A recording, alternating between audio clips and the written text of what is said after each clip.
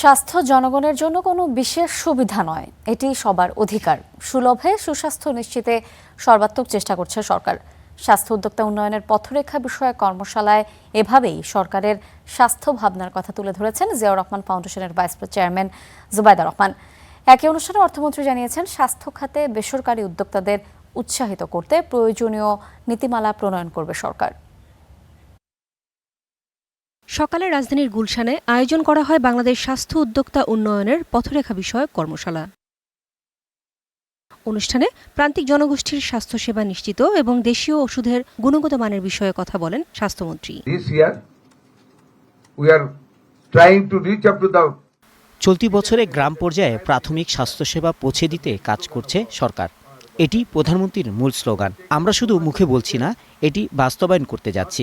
1 জুলাই থেকে নতুন বাজেট ঘোষণার সাথে সাথে এই কার্যক্রম শুরু হয়ে গেছে। প্রধানমন্ত্রী নিজেই এটি পর্যবেক্ষণ করছেন। এ সময় বেসরকারি উদ্যোক্তাদের উৎসাহিত করা সহ প্রয়োজনীয় নীতিমালার তাগিদ দেন অর্থমন্ত্রী। বাংলাদেশে দক্ষ উদ্যোক্তা তৈরি হয়েছে।